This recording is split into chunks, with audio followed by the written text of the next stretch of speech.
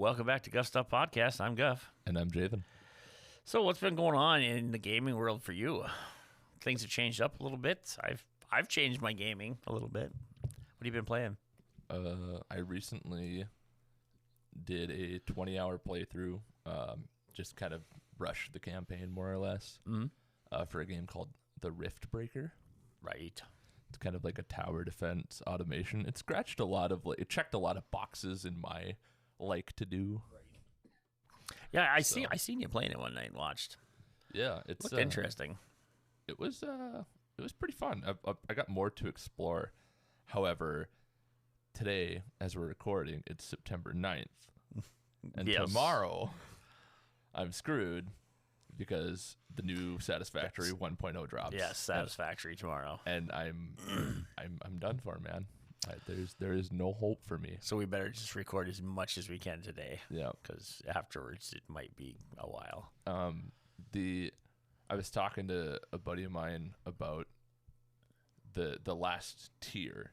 Yep. Of like projects for the space elevator. Yeah. Like the really difficult ones. That's crazy. Because that game, you start out and you're like, oh man, this is hard to make. And then you look at the space elevator part for just the tier 1 and you're like, oh my God, smart plating. I need to put 3 things together? Or, what? This is crazy. Yep.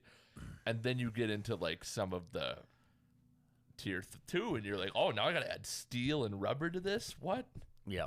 No. And it got all the way to the tier 4 space elevator parts. Right. And those things were like insane. Multiple 4 ingredient things. Yeah. Like it's absolutely silly. And that was like just wild, right? You were making like nuclear pasta at the end of it, which is a real thing. Right. It's like the most dense structure you can come up with in our actual world. Right. And then the hilarious thing now is the new tier is like quantum themed stuff.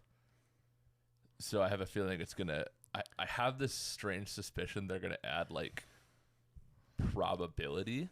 Oh, yeah. You know what I mean? Like the probability of getting something, like probability of getting like antimatter or... something like that. All theoretical on my part, but like I'm so excited to see what they do because that game is a masterpiece. Yeah, no, I think you were talking about the difficulty. I think on tier 3 is where I started like bogging down a little bit. Mm-hmm. And I realized that all my factories that were combining stuff couldn't be where I wanted them. I went all the way back to the beginning where I started mining from the mines and started doing most of my crafting back at the mine itself. Mm-hmm. That way I didn't have to have huge storage bins of stuff. And then I could just have conveyor belts of stuff, right? And then I'd have the last combining factory basically near where I wanted to be. Mm-hmm. And then I'm like, oh, it's escalating to another one, and I'm like, oh my gosh, I'm like, maybe I'll just take a break on this game. It's just getting to be really just mind bending. Yeah, and to be honest, I could probably do a part 2 on the factory games because I've played a lot of them at this point. Right, and there are some interesting things like that problem that you just talked about. Yep. There are many ways to solve it. Oh yeah, and then there's also just the like. # deal with it. Like, I mean, there's so much to those games. Like, that is a genre of game that can just pull back.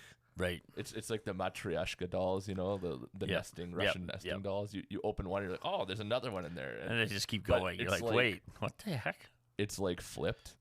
You know what I mean? It's like you start with a small doll, and then you look up and you realize you're inside one. You're the small doll. It's like, oh no. Yeah.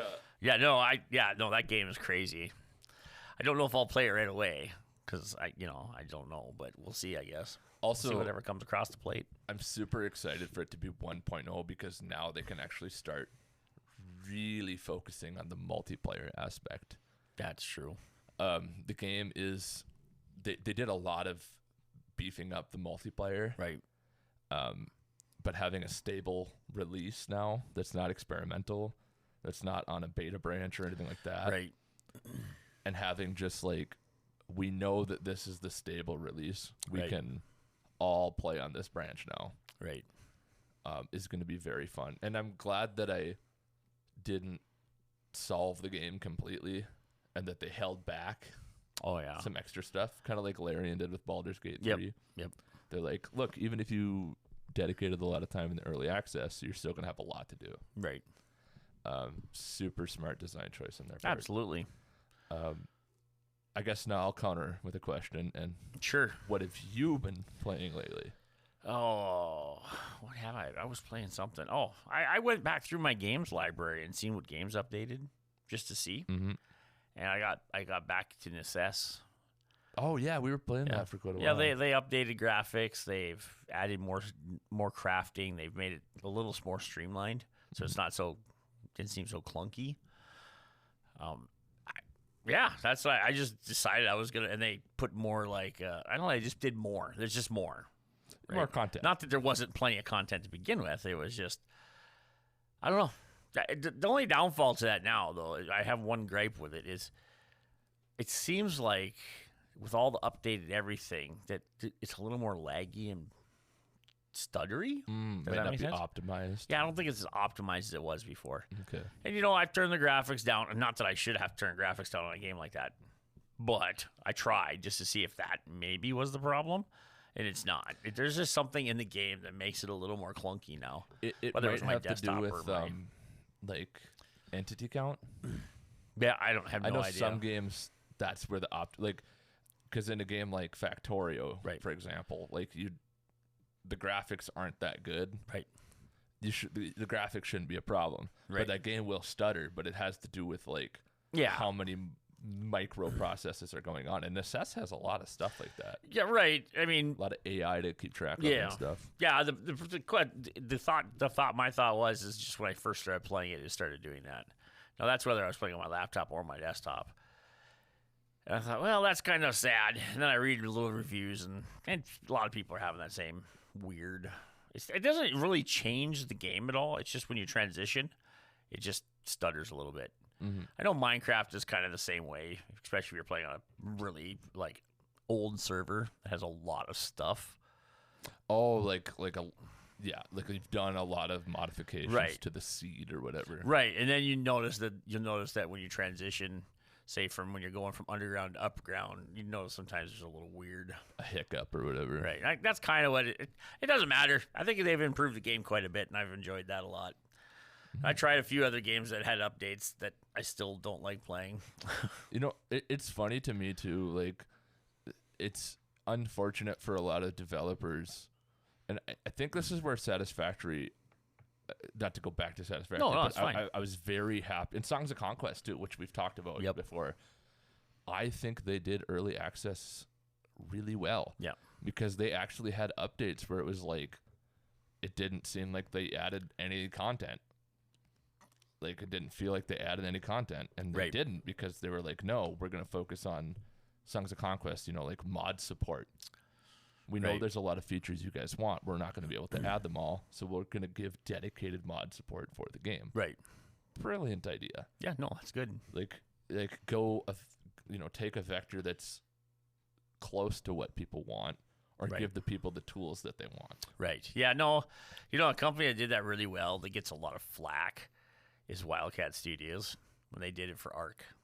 Oh, yeah. They started Ark, and it's such a huge, ambitious project, and I can hear people raging in the background right now.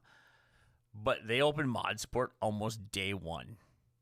Like, day one. And the reason is they knew there's no way they could ever do everything that everybody wanted. Mm-hmm. But what they did then was, at some point, they started paying people money for their mods.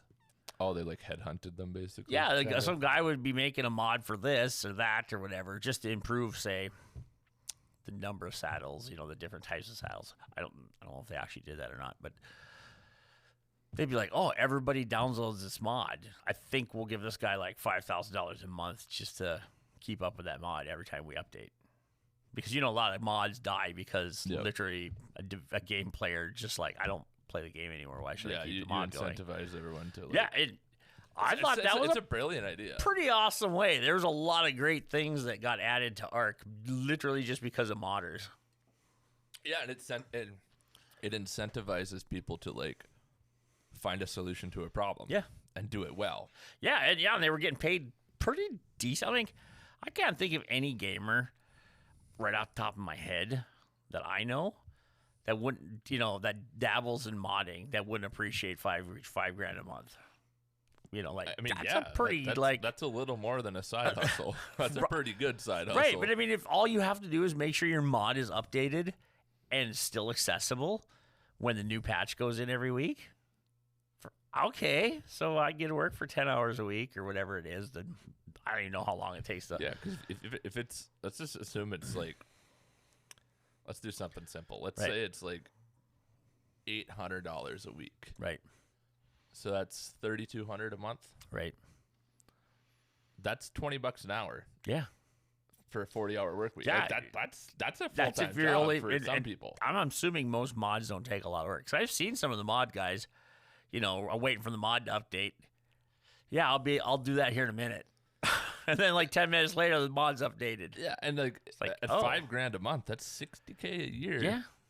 Like that doing just a tad bit of work. That's pretty good. Yeah, no, I was pretty impressed. I think that was I think a lot of companies should maybe even go that route if they want mods in their game.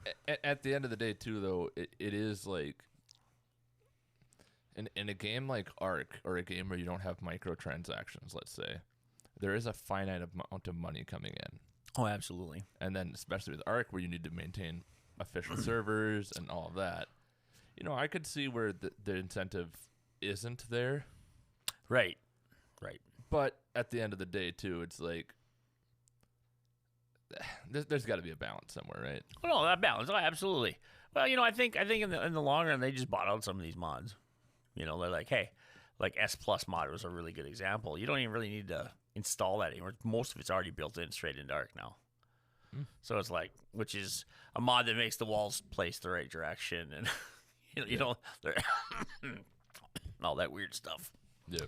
Anyway, but yeah, no, NISS was what I was playing. Playing a little Empyrean Galactic Survival, which is a what's the word I'm looking for? Is it space survival? Open world? Is it early access survival crafting? I don't think it's early access. It's been out for quite a while. It might still be considered early access. I don't know. I guess I don't think so because they already have a DLC now. So this, well, that doesn't. No, I know that doesn't mean anything. And the DLC was kind of a flop when it came out, but they've straightened it out. They're active devs, so we've been kind of playing that as a group. Some of us. Gotcha. So. Yeah, I still just have. There's two things that give me like gamer PTSD. Yep. It's early access open world survival crafting. Like that combination. Right. And then every time they make me or trick me into oops, it's just Left 4 Dead. I'm just like, I hate that. I get so angry.